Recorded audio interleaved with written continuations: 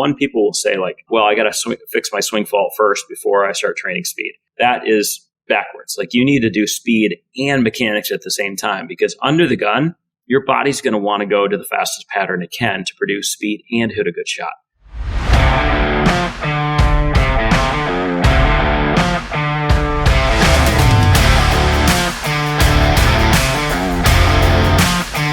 This is the Tournament Code. We appreciate you taking the time to join us today, Luke. We know a little bit about your background. We're going to talk about the Ripstick today, listen to you on some other podcasts talking about practice, and there's some stuff Cooper wants to talk about, I know, regarding a chart you have. But before we get there, let's just start at the beginning.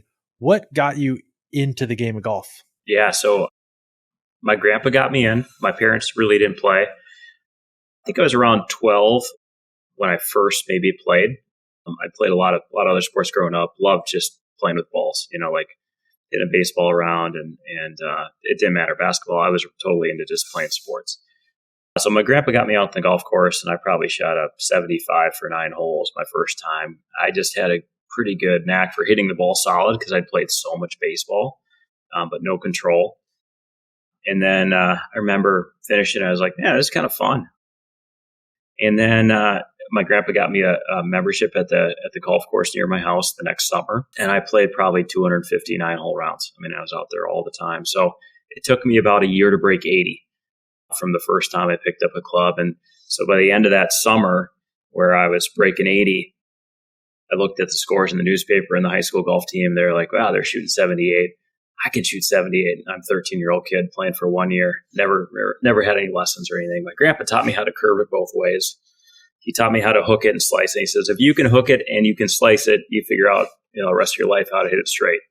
So I had no idea how steep I was with my golf swing. It was horrific, but I could curve it really well both ways, and I could hit around trees. And I thought, the nature of golf was to curve it as much as possible and make it fun. So anyway, I was like, I'm going to try to get good at this game. And what I didn't realize with comparing the scores of the high school kids to my scores was they were playing on, 6,500 yard courses, and I was playing on a 2,200 yard it was a par 34, right? So I wasn't really sure what I was doing, but I thought, damn, I'm going to get good at this thing. So anyway, that got me going. And then, next year I played high school golf, and within a couple of years I got pretty good. And consistently, people will probably agree. You just have to get totally hooked and fall in love with the game. And I did. I basically played 200 rounds a year for 10 years. And that's how I got good. So I was probably breaking par within 3 years or 2 years of playing, and got just absolutely into the scoring part. But what I never had was a whole lot of instruction. So that kind of led me to understand I needed to probably build a better golf swing.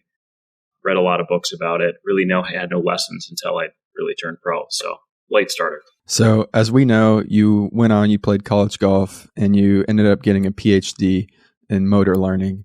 So for the listeners, what is motor learning, and how did this help you when you became a golf instructor? Yeah, so motor learning is basically how do we learn motor skills?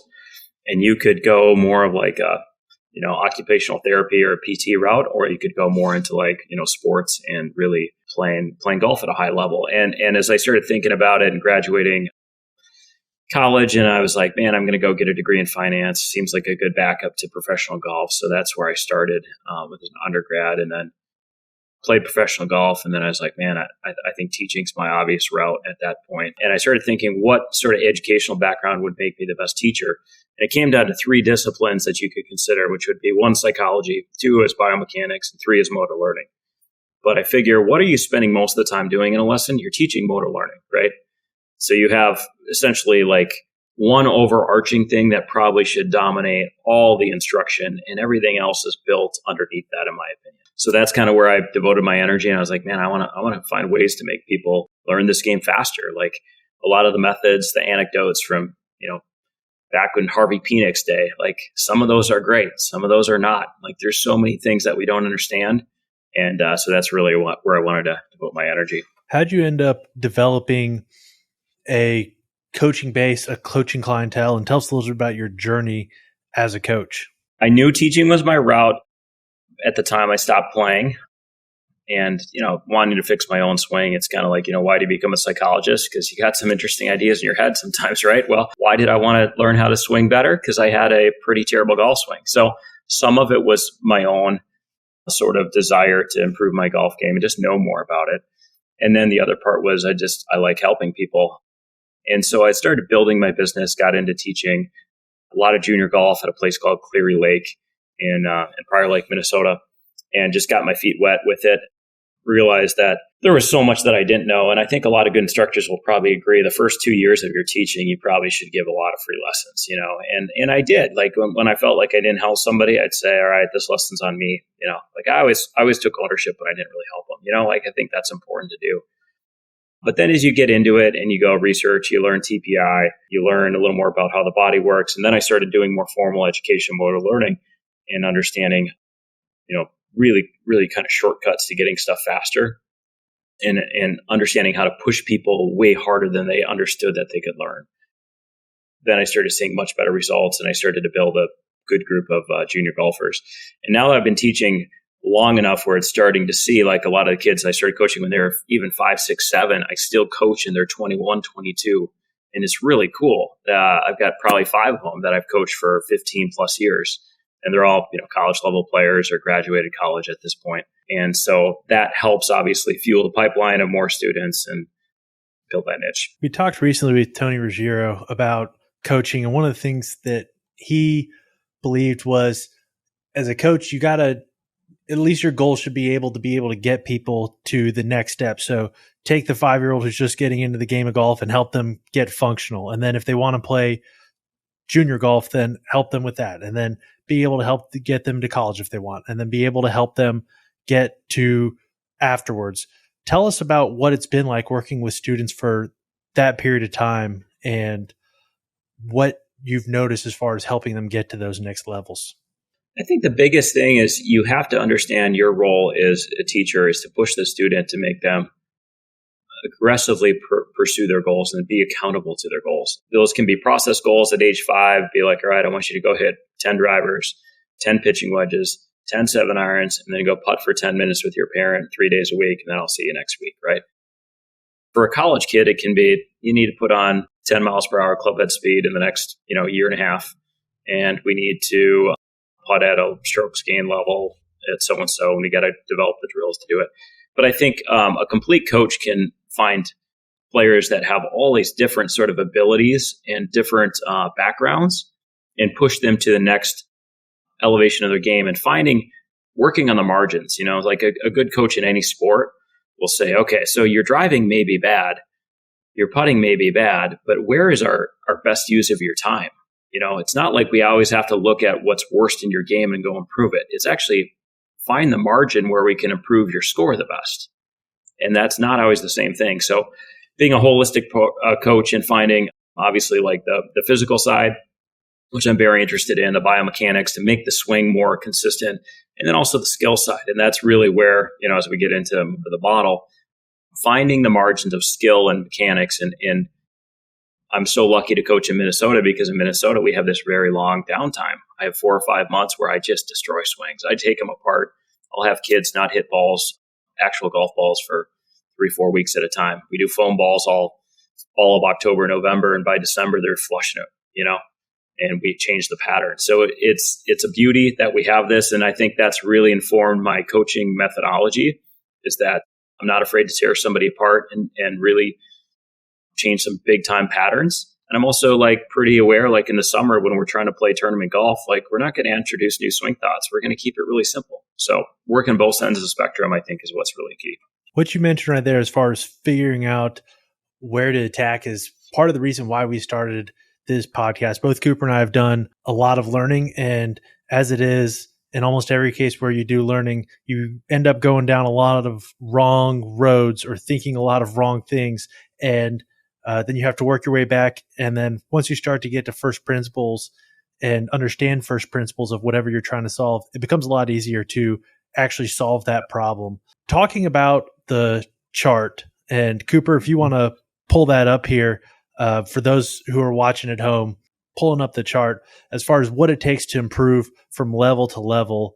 Tell us a little bit about that progression. Yeah, I think the biggest idea, and it's not, I don't think what I'm showing you here is rocket science. I think good coaches have done this. I just don't think anybody's explained it well in terms of understanding how to leverage mechanics and skill differently.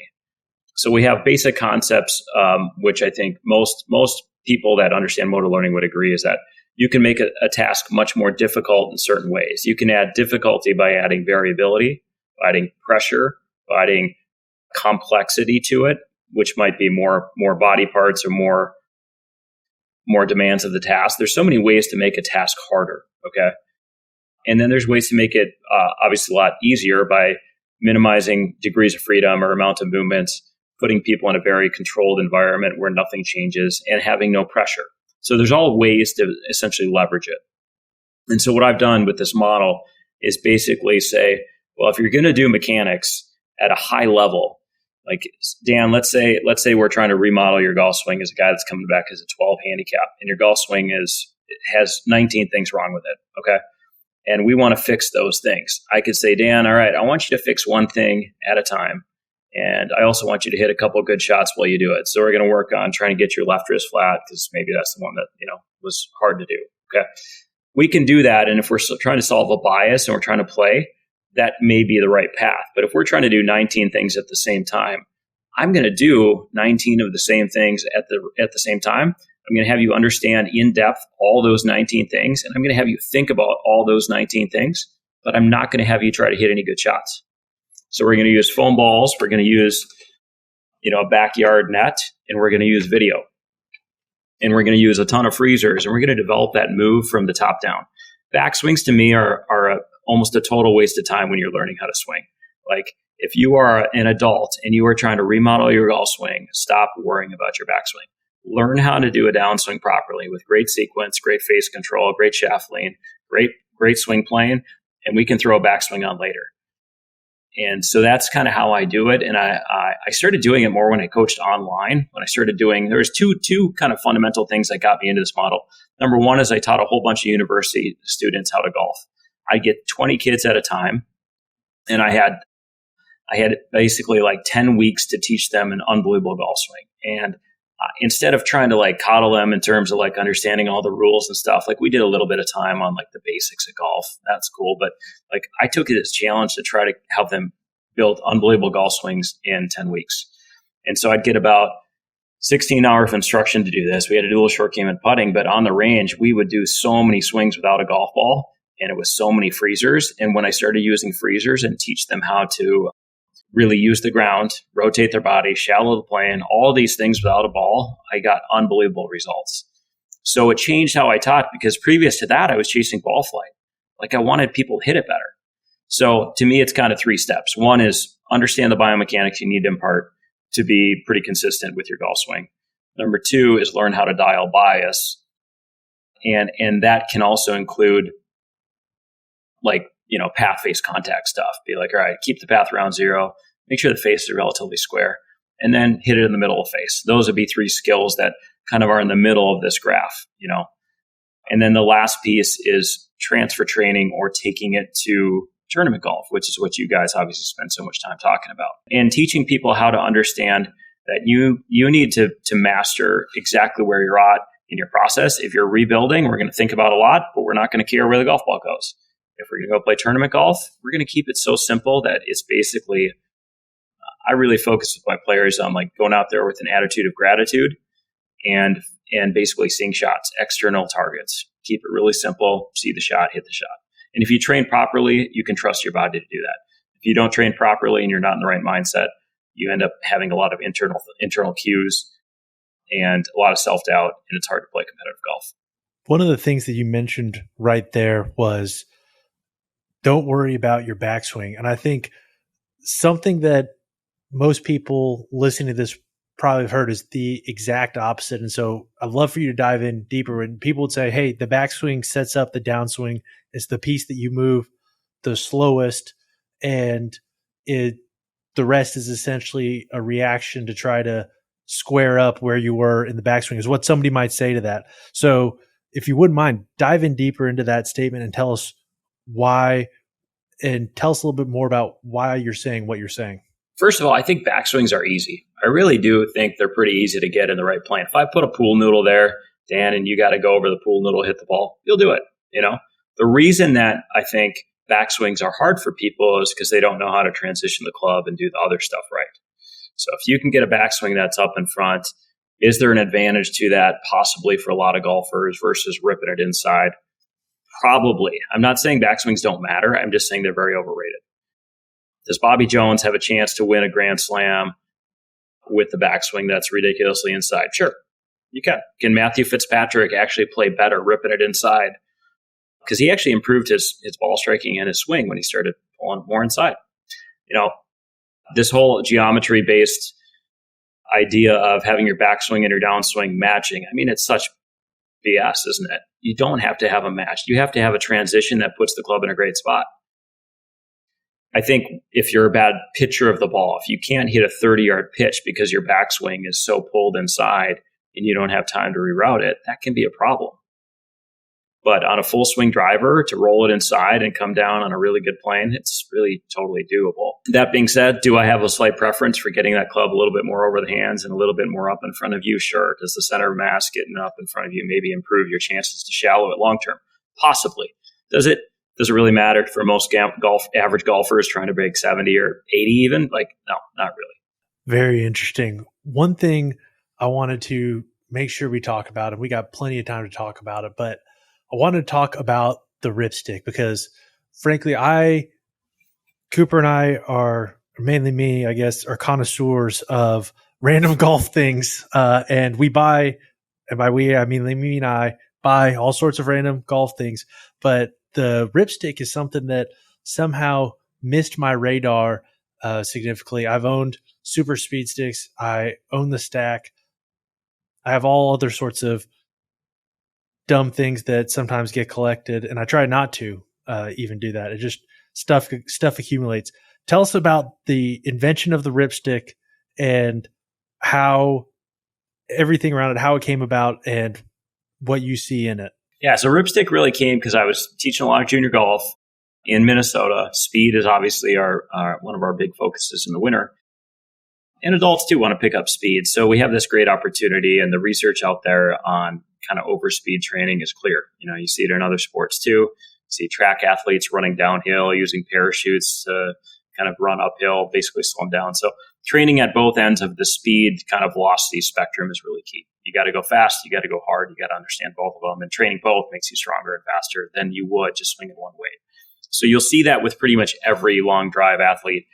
And now it's becoming pretty commonplace for PGA Tour players, particularly in the off season, but almost in the middle of season as well, right? So using Super Speed, which is a great product, I found great benefit from it with the kids I was coaching. And I was like, wow, we should just make a simpler mousetrap here. Let's just have one stick that can fit in the bag. So we created the Ripstick, and now we have tungsten weights, we have aluminum weights and steel weights. So you can basically get, hundreds of different combinations of weights if you want to. Got a counterweight cap, which helps with balancing it out. If you don't have that and you're swinging something with a lot of weight on the end, it really, really, really torques a lot. And also it is, 45 inches, and we make a 48 inch model for long drive guys too, which I think is really key to understand that, the club that matters the most to swing fast is driver. And that's the one that, most people should be training with for speed. So that, and then also what we do, I think that's a little differently is as I started getting into speed development, I really wanted to make sure that people could develop swings that would be fast, but also efficient. So a lot of our plans are really built on efficiency and correcting swing flaws as well. So if you're a slicer and you do our slice protocol and you do that for 2 weeks and you're still slicing it, I'll give you your money back. I guarantee you'll fix your slice. Same thing for a hook plan. If you're early extending, if you tend to, hump the goat and you're jumping out of your posture, we got a plan for that too. So it's a good way to work on swing flaws. And a lot of people will say there's kind of two ways. One people will say well, I got to fix my swing fault first before I start training speed. That is backwards. You need to do speed and mechanics at the same time, because under the gun, your body's going to want to go to the fastest pattern it can to produce speed and hit a good shot. Your body's not going to want to go do a bifurcated pattern that's slow and perfect at slow motion speed and then go fast where you feel better with raising your elbow above your above your shoulder, like you're not going to want to do that. So why don't you train speed and mechanics at the same time? So that's one. And then the other one that I occasionally hear from people is the idea that you can't do this while you're playing competitive golf, but I think you really can. Like if you're wise about it and you do it, on days where you're not going to be totally taxed, like you can do this, and you probably should do it year round. 1 or 2 days a week during your competitive season will maintain your speed. Then you get to the next off season, keep pushing the limits, and you can get faster. When it comes to comparing it, I'm going to ask specifically, and it's no knock on any product or anything like that. If you would tell me, so we've had Sasha on, as you know, we've had on Marty, as you know, we like the stack. I've used the stack, as I said. Just give us the specific differences, like something you mentioned there, that your product is 45 inches. Theirs, I think, is like 41 inches or 40 inches of the length of a hybrid. Tell us some of the specifics that differentiate your product. And, every person, every engineer, designer, et cetera, is trying to solve maybe a different problem or going about it, solving a problem in a different way. So the differences aren't necessarily bad. They might even be intentional between you guys as far as where your products differ. Tell us a little bit about the differences between that and the stack and what benefits you attribute to maybe your differences. Yeah. So a different length, right? I mean, I think a driver length is better. I don't know if that's, a total game changer. Like if you go a little shorter, like I'd rather have something longer, but stack's a great product without a doubt. I think what we have is we have the counterweight, which is great, which is really awesome. And I think our app is really, really, really good. And we customize it as well. And I think the advantage I have is kind of somebody who's been teaching golf. I've taught 20,000 plus lessons, and I really specialize on teaching people how to change swing flaws while they gain speed, because it's not just about hitting it a mile.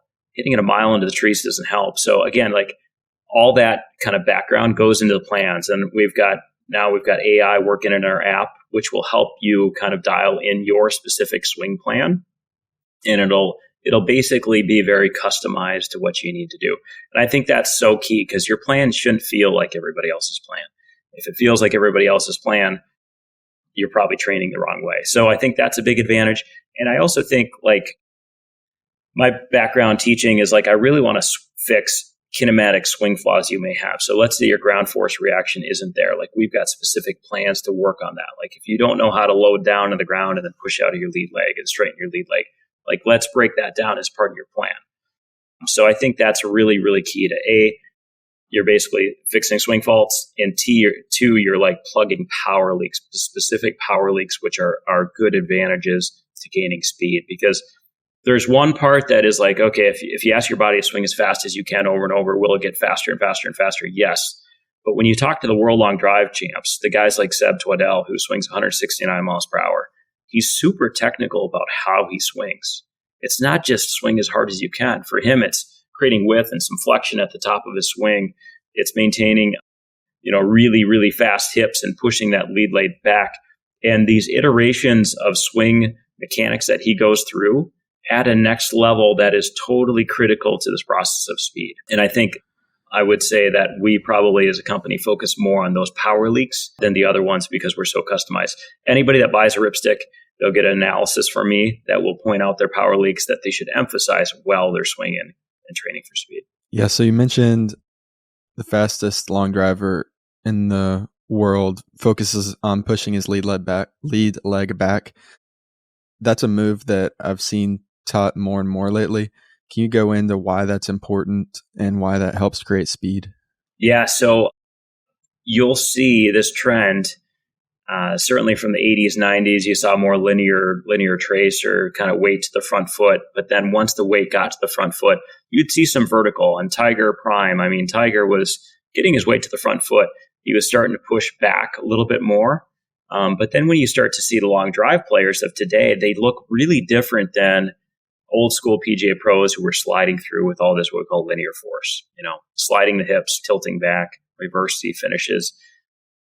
Plenty of reverse C is going to happen when you start applying force off the lead leg. But in the transition, the weight going towards the lead toe which allows you to push off the lead toe towards the lead heel. And literally, like, it feels like a snap or a jump. I don't like saying snap because people start telling me you're going to break my knee. But to almost feel some jump at the end will allow you to rotate your hips even faster. And then you start to see that deceleration cycle, which is so key because the hips and chest have to eventually slow down.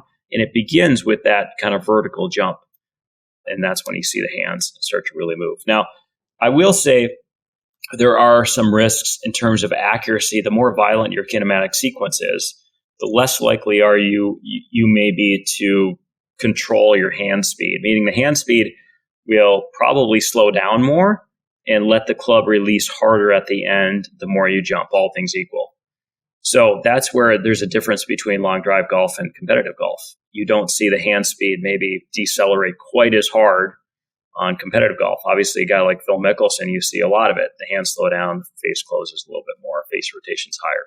But you also see some guys that are, a little bit more of kind of block it out there, like a John Rahm sort of type. And there's plenty of players like that too, where they might not be emphasizing. So I think the mechanics really depend on the person. That's, I think, where we're going. The modern move is to really snap that lead leg, push it back, get that vertical thrust going. But there's a lot of ways to do it, aren't there? When it comes to ground forces, I heard you mention on another podcast that you were potentially working on a product. I think the term was a wobble board as to other products. You were potentially working on a product to help people understand ground forces, because I think that's something that if you have a coach with you or you have a swing catalyst or something like that, you can see the ground forces, but it's something that needs to be explained well. And it's something through 27 years of golf.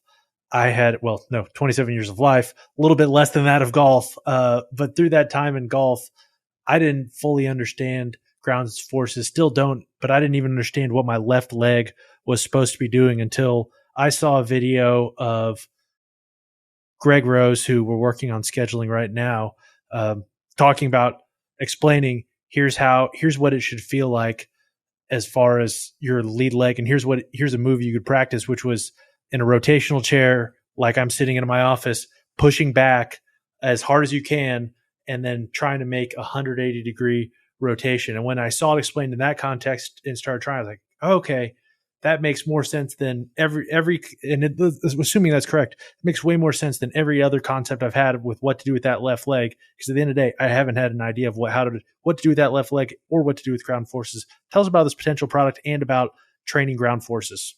Yeah, I think that I've seen that video too of Greg Rose, and it's a great example. I use that one in my studio all the time, like teach people how to push back. And it's a wild move. If you've never done that and you're trying to feel that, I mean, it is mind blowing, right? But that's how you're going to create more rotational force and a little vertical as well, right? So our product is super exciting because you stand on a board and you can dial in the amount of force it takes to make the board click by putting pressure into the lead foot. So you could have a 7-year-old there and you can dial the thing back. And if the 7-year-old pushes hard off the left foot, it'll click. And once they accomplish that, you can add more pressure.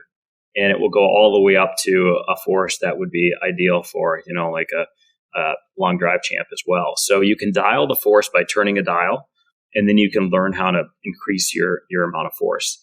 And it's so cool because it's super simple technology. We got a patent on it, but it literally could measure your vertical. If I know how much you weigh, if you weigh 165 pounds and you can make the board click by jumping off of it like a diving board, I can tell you what your vertical is because I can do the calculations of mass. It's really simple. So we can teach people how to use both trail and lead leg and maximize force. And you're going to hear the auditory click. And it's been tricky to develop to make the engineering simple enough, but we're almost done. The prototype's looking pretty sweet. That is awesome.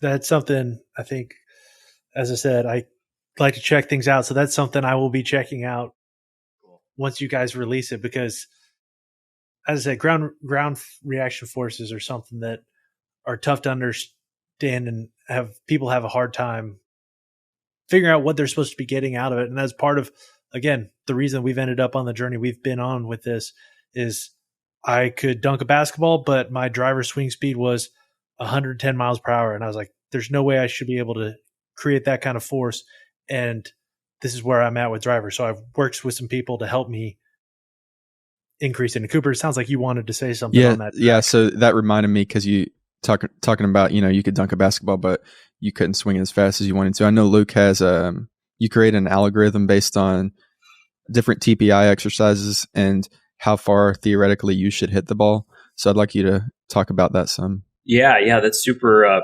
Appreciate you doing some of the research on it. Yeah, so we just, again, like some of this is borrowed. It's all community, and we're trying to use other avenues, right? TPI made a cool analysis of your vertical jump, and you've got your kind of med ball chest pass and your medicine ball overhead pass, and you put those into an algorithm. And we've added hand strength as well, but it was less predictive than the other three. But you put those three in, and you can predict somebody's max club head speed within certainly 90%. So Dan, like, you're a great example. How tall are you? How big are you? I am 6'3", 217. Yeah. So if you're 217, 6'3", and you can dunk a basketball, you should swing at 120 plus. And I'm not sure if you're there yet, but this is where the algorithm's super helpful. And we can find out which ground force you're not using. And it comes down to linear force, rotational force, or vertical force. And we can find the last one could be a little bit of wrist leverage and make sure there's enough radial deviation or wrist cock going on. But we can get you should be able to hit it, 340. I hope so. Right now I'm stuck for a while. I'm at but back when I was saying that, I was in the early 200s or low 200s, and I was able to dunk. And then, long story short, did a bulk this spring or summer, and then have been cutting down. But even through all that, my club head speed right now is probably around 119, 120 cruising. And then I go play with Cooper, who I have the GC3, and so we pulled him out on that, and he's like cruising at 127, and wow. If he goes after it, it's 135, and it's exasperating to watch that happen, frankly. And so I'll throw away my whole golf career in order to hit because I definitely cannot dunk a basketball. And I'm not even saying this to be mean to Cooper, but in most competitions, if we did any competition in a gym or something like that, in most sports, I probably would beat him at it. But he does that, and it drives me nuts to watch that in front of me every time. It's impressive. And I know friends who play with him, who play professionally, see that geez, he just hits it a mile and there's nothing you can do about it. Yeah, it's super cool. So Cooper, what do you think you do well with ground forces? Why are you as long as you are, given maybe, not as strong as Dan?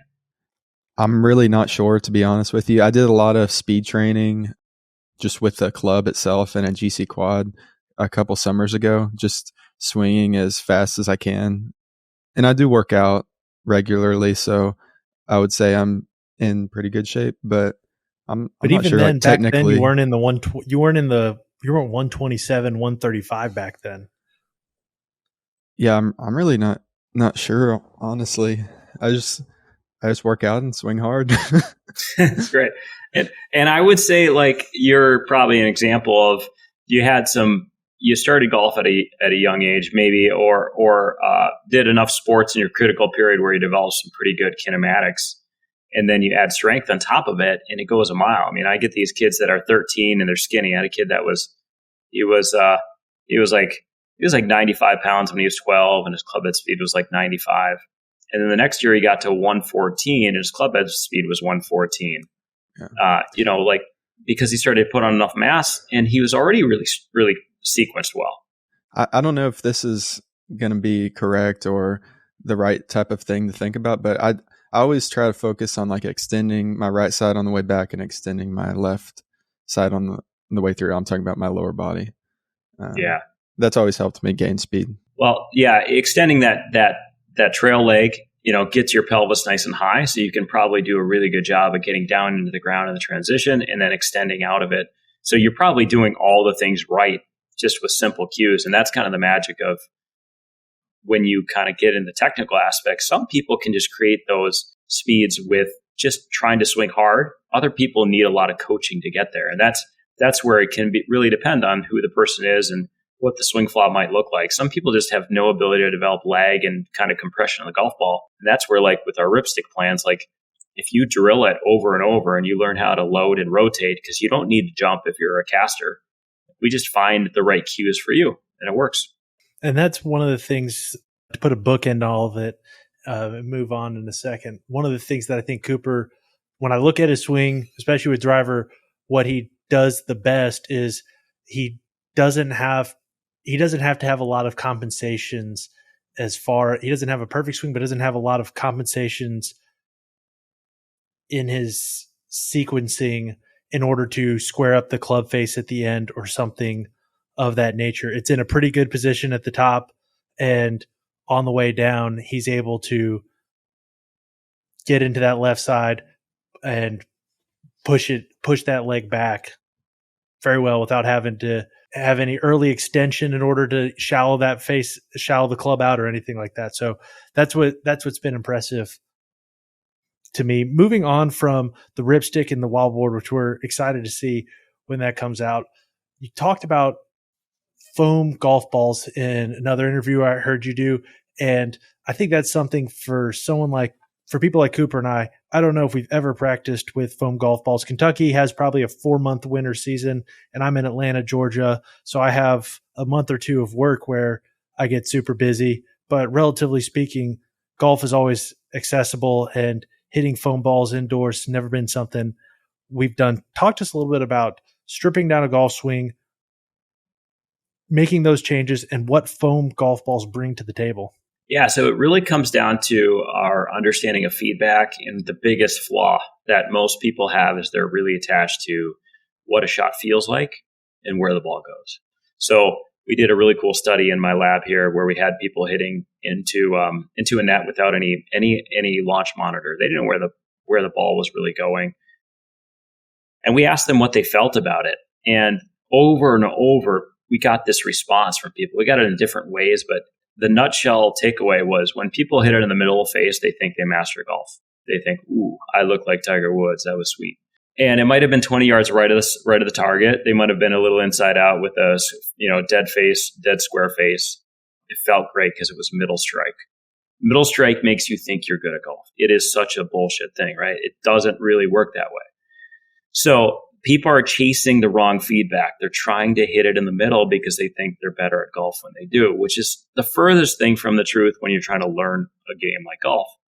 Like, you need to develop good biomechanics. You need to develop a great golf swing. Do you need to hit the ball in the middle of the face today? No, you do not. You can hit a lot of shots at the foam ball. And the beautiful thing about a foam ball is I can get these people that are so kind of fixated on the impact feel that they've been chasing to measure their success wrongly. And I get them focused on mechanics, and I get the video out, and they can hit 25 shanks in a row. And I'm not concerned because the biomechanics are great. And then I'll take the video back and I'll show them, oh, you shanked the last 20. Now let's try to hit the toe and do the same thing. But there's no way that they would go ahead and hit 25 bad shots off the hosel and continue doing the same pattern I'm asking them to do. So they have it backwards in terms of their feedback cycle. And once you correct that cycle of understanding, okay, impact doesn't matter at first. We're just going to take care of biomechanics. We're going to make sure your swing is awesome. Then we're going to start dialing bias, and then you're going to start to hit it not only in the middle, but also relatively straight because your biomechanics are so much better. If I'm someone listening to this, probably one of the, especially considering some of the past guests we've had on who focus more on what would be called skill-based learning, and a lot of them are good self-taught golfers or something of that nature. And that type of instruction revolves more around, and I'm not saying you're not proposing this, but a lot of that revolves less around biomechanics. And when we look on your scale of practicing, a lot of that revolves a lot more around variability, or what people might call skill acquisition. And so they would try to get you to hit center shots, but they might, to improve biomechanics, they might have an external factor that's involved as opposed to an internal thought. Tell us about the quality and the use of external versus internal cues, and why it makes sense in this case to focus on biomechanics as opposed to focusing on what people might call skill acquisition, which, as I said, I don't think they're mutually exclusive. Yeah. Okay. This is great. I mean, in a nutshell, I would say you have to understand both skill acquisition and biomechanics, and you have to prioritize which one you're focusing on, which is my entire chart. It's my teaching philosophy. So in a given lesson, I may hyper focus on mechanics. And again, I might say, all right, we're going to hit foam balls over and over. I don't really care where you hit it on the face. But I may say, all right, now you're actually making the pattern look really good. We're 85, 90% of the way there with mechanics. Now I actually want you to start solving bias, which is very much built on external cues generally to do it. So that means, okay, if you've shanked 3 in a row, let's try to hit the toe. Let me put your cell phone right outside the ball so you don't hit it off the heel anymore, right? So simple external cues are almost always going to win in terms of getting the single performance goal there. But I'm going to say something controversial here, which not every teaching pro or motor learning person will agree with, okay? But my area of dissertation was on internal and external cues. And I think most of it is hogwash. And the reason it is because so many of the studies were 1 to 3 days in length. So the research says that internal cues really aren't that useful. Research looks at 1 to 3 day studies. So if I'm trying to teach Dan how to move really fast, should I just be using external cues to do it? Is it okay to use internal cues if I'm working with him for 3 or 4 months in the winter and I'm seeing him every week and I'm teaching him how to move his body and feel his left hip push back? I don't mind using external cues, but to say that internal cues aren't useful is totally missing the point, and the research really messed up because I think we're measuring the wrong thing. I think the outcome of the shot is not that important. Case in point would be Ben Hogan. I mean, what's the most important golf tip of all time? Ben Hogan's secret. What was Ben Hogan's secret? It was cupping the left wrist. Did he care about the external cue associated? Nope. So if you're telling me that external cues are always the best way, you haven't looked at the most famous golf tip of all time, and you haven't really looked at studies that are more than 1 to 3 days. So the research I did was a 6-week study. We looked at different cues, and I found that over time, internal cues can be very effective once they're in a state of automaticity where they produce similar patterns and they don't take as much mental load. Because the problem with an internal cue is it basically is a dual task. Like if I say, Dan, I want you to go chip this close to the hole. Okay, you got to hit a good shot. But you also have to think about having your left wrist really flat as you come through the ball. Your contact gets worse. So when I go measure that on a 1 or 3 day study, you're going to perform poorly. There's no doubt about it. Now, if I have you do that same cue for 6 weeks, which is what I did, and have you focus on that flat left wrist coming through so that you had nice ball first contact, eventually you would learn how to hit the ball with a higher level of automaticity, i.e., lower mental load, and you could perform both actions reasonably well. But I would want you to actually perform with an external focus. I wouldn't want you thinking about the wrist, but I want you training thinking about the wrist. And so I think that's the big difference of breaking down biomechanics versus like training for performance. So we've spent a lot of time talking about the golf swing and biomechanics, but I know that you teach all facets of golf. And there was a story I heard you tell when you taught some in the Himalayas about a realization that you had about putting. Like you did talk about that briefly. Yeah, sure. So this goes right into like the other side of the spectrum, because I think putting is really, really, really, really non-technical. I think some great putting coaches know the technical, and I think the technical matters a little bit, but I think it's really, really, really overrated. So this kid was 11-year-old kid, son of the superintendent of the golf course. Very rarely wore shoes. If he did, they were sandals. He'd never wear real shoes. And he pretty much putted multiple hours a day. And his job was basically just putt against members and guys like me and make money. So he wasn't really that good at golf because he had no interest in playing golf. He just wanted to take money off you. So he was such a natural putter. He would kind of step into it, take one quick look, and kind of hit the putt and walk towards the hole just to pull the ball to the hole. He never held his finish, never kept his eyes down, never waited for the jingle of the ball in the hole. He never had a putting lesson, but he was a better putter than me, and I was a pretty decent putter. And he knew the greens backwards and forwards because all he did was putt, and he knew where every ball was rolling off every single imperfection of the green. It was so incredible to watch, and it fundamentally changed and got the ball rolling in terms of what I believe my teaching model would be, was that once the skill is reasonable, or that once the biomechanical action is decent and you have a pattern that can kind of repeat, we don't need to make it look conventional. We just need to add a lot of skill training on top of it. And so what did this guy do? I mean, he trained all the skill aspects you need to. He did a lot of variability. Every putt was different. Number two, he competed all the time. He was always playing pressure putting. And if you want to be a pressure putter and be a great putter, like spend more time gambling and playing for money and trying to care on each putt, and you'll get so much better.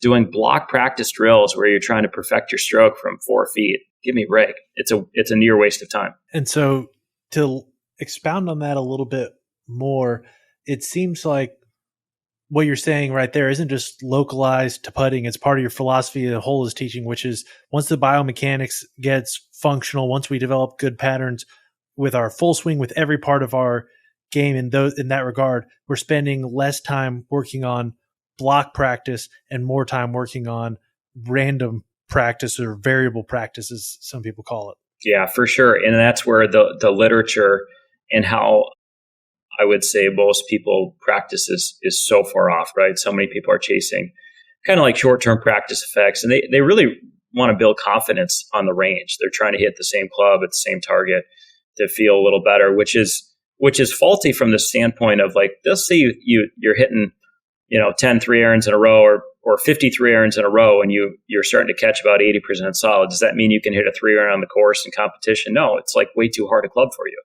You shouldn't be using 3-iron. Now, if I have you go 3-iron, sand wedge, 7-iron, now we're going to draw an 8-iron to a left pin, and we put you in the context of different shots. Now let's see how you perform. That's who you are way more than how you hit, block shot practice on the range. So you run the risk of inflating your own kind of self-assessment of your ability when you do too much block practice. And then B, you're kind of in the middle of what I'd call the skill mechanics kind of paradigm.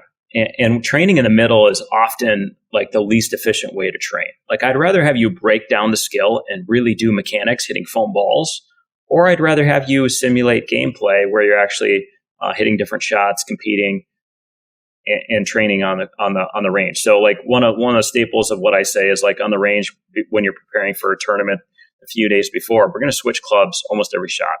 We're going to switch targets almost every shot. So one of the kids I coach, Caleb Van Aragon, who's on an absolute heater. He won the state open by 9, the state am by 12 in Minnesota. Then he won a college tournament by 16 shots yesterday. He's going to play on tour.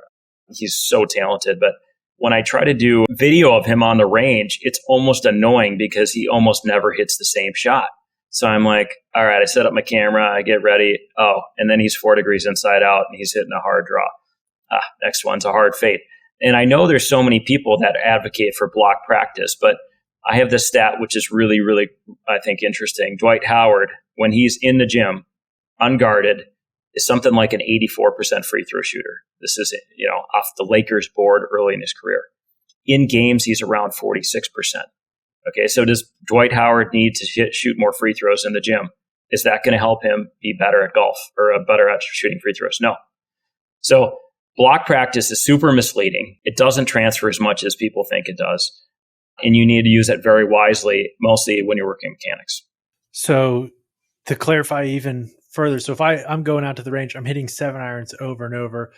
It sounds like more so what people are doing in that is they're chasing a feeling, and that's something that, as opposed to working on getting better. And two, if I'm trying to do let's say I'm not working on biomechanics and I'm going out to the range and doing that, as I said right there, I really should be focusing more on hitting different types of shots, hitting different types of clubs.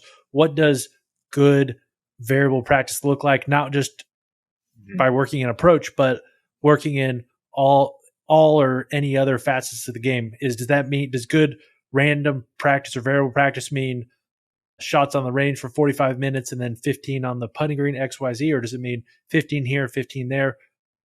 What does that look like? Yeah, I think there's a couple elements. One would be a little bit of space learning or interleaving, where it feels like you're doing something for a little while and then you're doing something different, resetting. So going from the range to the putting green and range and back to the putting green is better than doing half an hour of each. Like if they're close by, you should get good at switching back and forth because that is what we're trying to do.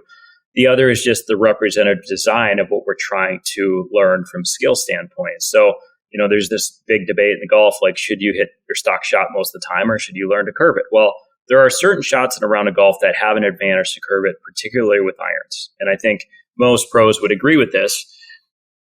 And the old adage is hit the shot you can hit under the gun. But if you don't practice some different shots, you'll never know if you can get good at these. Like this kid Caleb that I coach, like when the shot calls for it, he will do it. One thing that's fundamental to my teaching philosophy is from ages about 12 to 17, 18, I want them to be very good at working the ball both ways, because if they're good at it during this kind of developmental phase, they're never going to be that bad of it when they're an adult, and they'll always kind of have the skills to fix their swing faster. So it's not just that they can hit the shot that's called upon on the golf course. They're also really good at remedying their swing when it gets off because they understand path and face. It means less lessons for me, which is great. I want them to only see me when they need me, and I want them to figure their stuff out on their own. And then B, again, they're able to hit the shot when they need to. So if you don't practice that way, you'll never know if you have those shots. Would Tiger be Tiger if he had never worked the way he did at curving when he was young? Probably not. So I'm looking for what I call representative design, meaning a variety of shots that you encounter on the golf course. Like a good sample of how I'll train my kids would be like, we're going to switch targets to maybe 3 or 4 different targets. And I often pick targets that are not flags. I don't want people aiming at flags because you shouldn't be doing that at the golf course. I don't mind if they aim 10 feet right of a flag or 6 feet left of the flag. That's fine because that's how golf should be played, right? Learn how to represent your practice about how you play. But we're going to do 3 different targets. I'm not going to care about the distance of them. I might pick a water tower in the distance. I might pick something that's 80 yards away because it's way more about the line than it is the distance you're hitting a shot. You know the number you're trying to create in your head. And then what we're going to do is create shots that are similar to what we do on the golf course. So let's say we do a 7-iron full.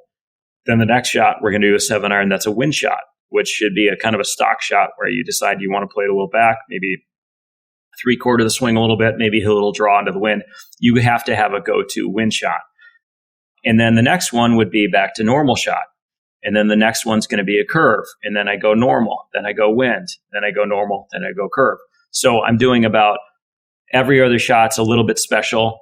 Every other shot's kind of normal. So that's a good example of like a representative design practice that would be very, very helpful for most competitive players to kind of implement in the practice. That is helpful for us and helpful for our listeners. And we'll wrap up here in a second. But to go full circle on something that we've talked about, if I were someone who only listened to the first 20 or 30 minutes to the podcast and I didn't make it to this point, I might inaccurately characterize you and say, hey, this guy's Mr. Technical. He's super technical.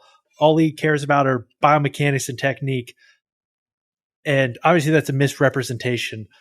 But when it comes to playing tournament golf, we've talked about, hey, in practice or in certain areas, internal cues are better than external cues.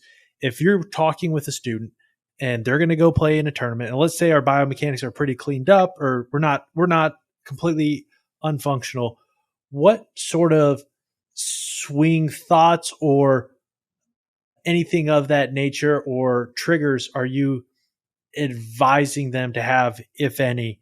And what does that process look like for you? Because as you've said, the point is to play the best golf possible in the tournament. Yeah, I would say if you haven't practiced the thought effectively for at least 10 or 20 hours, you have no business using it. You can't come with a swing thought that you thought of Tuesday and use it on Friday. I don't care if you've drilled it, pretty hard. Like you need to go play golf, and there's 2 things. There's golf and there's golf swing. Play golf on the golf course, play golf swing when you're breaking down mechanics. So choose before you put a peg in the ground, like what you're going to think about that day. If you can't write it on the back of the hand and you're too embarrassed at how much space it would take, like it doesn't belong in your head, So it needs to be simple because it doesn't work when it's complex. Keep it really simple. The more you can kind of honor your environment and be out there, kind of being in the moment, seeing shots, hitting the golf ball where it needs to go. And you don't need to be crazy specific about targets like that. That's a little bit of BS too. Like you can be general, like, hey, bang it down the right side of the fairway. There's something freeing about actually picking slightly larger targets for a lot of golfers, but be confident in your swing. And I would say I'm a big fan of finding a mental mantra, or that's part of your pre-shot routine, like, see it, feel it, trust it, and just ride with simple swing thoughts. Because we know when you have a mantra in your head, a mantra is a good way to make sure that you have positive stuff in your brain versus negative, and it keeps other thoughts out. So I like simple mantras, and they can be something you can use in different parts of the game. Driver might be different than putting, but simple stuff that you can rely on over and over. And the last thing would be, just make sure that you kind of are process focused. Be like at the end of the day, like, I love the mental golf scorecard. Did you commit to each shot? Did you prepare for each shot? Right? If you do those two, feel good about how you did today. Well, I know you made Cooper happy because Cooper loves mantras, and that's right up his alley. And nice. It's good for our listeners to hear that, because it's been a while since we've talked about having a mantra like that in your head. The last question we ask every guest is the same, and for you, it's going to be two parts. So, one, if you go back to yourself as a junior golfer and tell yourself just one thing, what would that one thing be? And two, if you could tell a junior golfer just one thing, what would that one thing be? Yeah, I mean, I'm probably, I at age 13 could have used a very hard-ass technical coach that wanted me to use video and just dial my swing in, because it would have taken me a year or two to develop a great golf swing. I didn't know that at the time, so I played with a 4-degree upright golf swing and could curve it. I was a good player, but only because I could get the ball in the hole. It was not because I was a good driver of the ball. I was terrible. So that's what I needed. I need technical refinement. But I think it really depends on the advice I would give any kid. Depends on like, how good is your swing? If your swing is good, we need to do skill development. If it's not, we need to do some technical development. And the only way to know that is to get a good coach. So form that relationship when you're young, get a good coach, make sure you're hunting them down. And the last thing I would say is like the days of, having to do it in person, they're going away. Like I coach so many juniors internationally now online, and you can be super effective. I think we're still finding ways to do really good skill practice through online, but now I'm developing an app, and I know others have too, but it basically details how to do skill practice based on principles of motor learning and variable practice. And you want a coach that can help coach both the technical and the kind of the skill side of it. So the mechanics and the skill are really key. And develop that relationship and trust your coach. As a postscript to that question, how do you figure out who a good coach is, or what makes a good coach? I think the number of good players that they coach is usually a good indicator.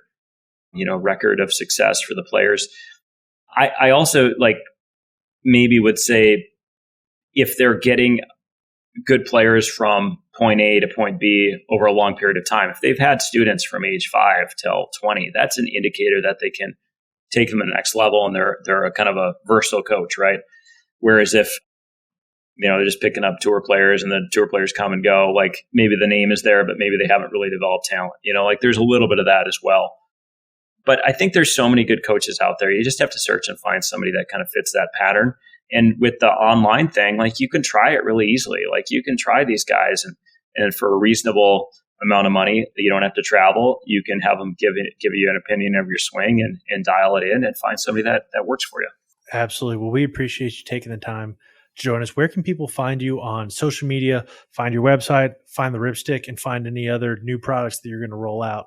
Sure. So you can go to ripstick.com, ripstick.com, and then on social media, I'm Dr. Luke Benoit. So do a bunch on there, and try to keep it interesting. You'll definitely see some of my kind of philosophies through my social media on Instagram, and always happy to take on new students that want to be challenged. Be sure to follow Luke on social media and check out the Ripstick. And then if you're listening to us on Apple Podcasts or Spotify, please subscribe and leave a rating. And if you're listening on YouTube, please like and subscribe. This helps more people learn about us and more people learn how to play better tournament golf.